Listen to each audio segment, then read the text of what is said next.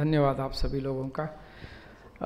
माननीय मंत्री महोदय, सांसद महोदय, हमारे मित्र श्री दीनदयाल के बाद उपाध्याय नाम मुंह में आता है, आप भी, लेकिन आप भी कुछ कम नहीं है। सेवा भाव में जो भी लगा हुआ है वो एक तरह से दीनदयाल ही है। वैष्णव जन तो इसीलिए तो कहा जाता है कि जो दीनों का दयाल है वही वैष्णव का जन है।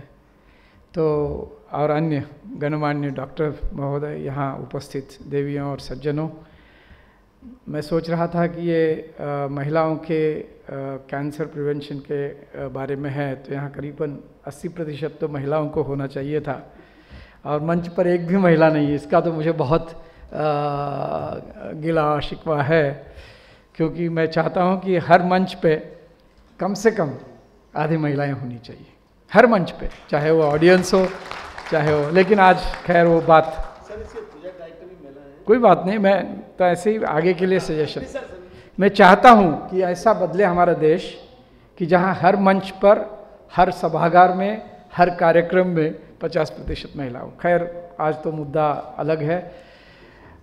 ये बहुत, आप जानते हैं, कैंसर बहुत गंभीर रोग है, बीमारी है, और मंत्री महोदय ने बहुत अच्छे से बताया कि एक तो रोग का अपना निदान है, उसके ऊपर उपचार है, लेकिन सबसे जो महत्वपूर्ण है, जिस तरह से उन्होंने योगा का जिक्र किया और लाइफस्टाइल का जिक्र किया, मैं ये कहूँगा कि स्वास्थ्य जो है वसुधैव कुटुंबकम, हम जिस तरह से कहते हैं, वैसे शरीर माध्यम खलु धर्म साधनम, शरीर यही धर्म का साधन हो सकता है।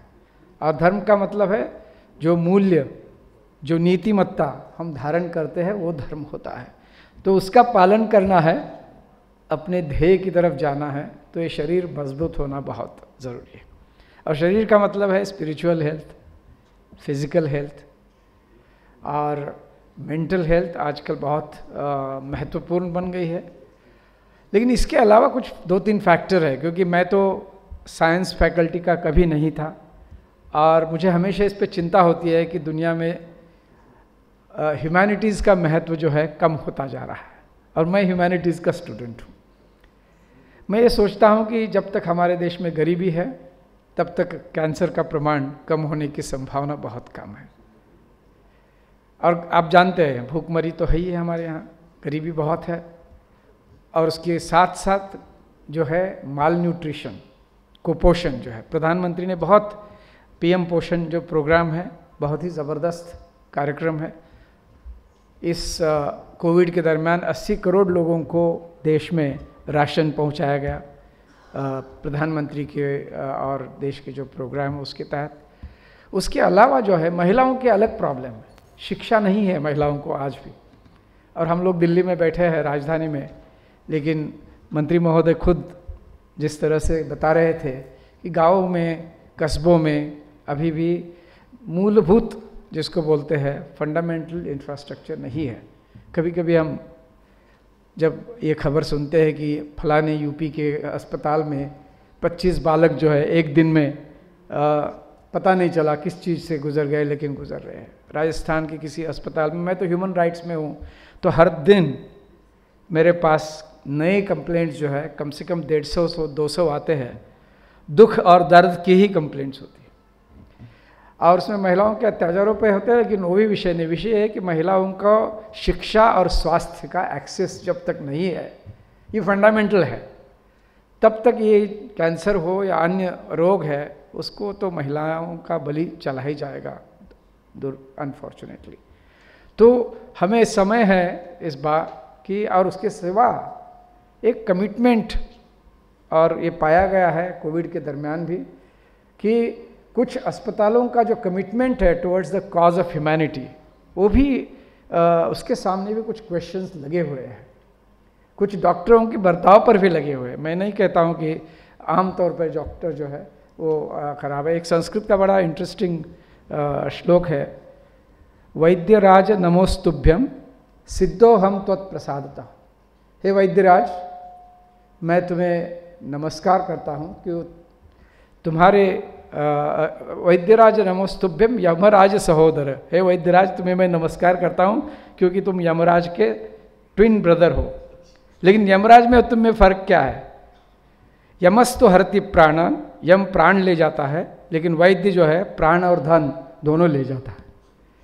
तो मुझे पता है कि ये आम तौर पे लागू नहीं पड़ता है, लेकिन malpractices in medical business, pharmaceutical business, lobbying has also brought unnecessary medication in our life. जो लाइफस्टाइल की बात है, जो आयुर्वेदा की बात है, जो एलोपैथी की बात है और जो यूनानी की बात है, उसमें यही है कि हम शरीर को एक प्राकृतिक एसेट की तरह से देखें और उसको जहाँ तक हो सके जितना हम प्रकृति के साथ हमारा योग होगा उतना हमारा स्वास्थ्य अच्छा रहेगा। तो मैं यही कामना करता हूँ कि हमारा जो एक होलिस्टिक एटीट्यूड है, अप्रोच है आयुर्वेदा में विशेषकर स्वास्थ्य की तरफ, क्योंकि स्वास्थ्य कोई आइसोलेटेड बात नहीं है, स्वास्थ्य पूरे प्रकृति का एक हिस्सा है और मनुष्य जो है प्रकृति का हिस्सा है। माइक्रोब को अलाउ नहीं करते हैं, माइक्रोब की डाइवर्सिटी अपने शरीर के अंदर से कम कर रही है। तो ये सब चीज़ें मैं समझता हूँ कि हमें गौर से देखना चाहिए। और जो महिलाओं के और पुरुषों की दोनों के कैंसर की जो बात है वो बहुत चिंताजनक है। दुनिया में करीबन 2 करोड़ के आसपास माने जाते हैं कि कैंसर के पेशेंट। हम सबको मिलकर इसका सामना करना है, लेकिन ये तभी संभव है जब समाज में जो अलग अलग घटक है वो इकट्ठा आके इसका सामना करें और वॉर फ्रंट पे इसको हम इसके साथ संघर्ष करें। आप सब लोगों को बहुत बहुत शुभकामनाएं।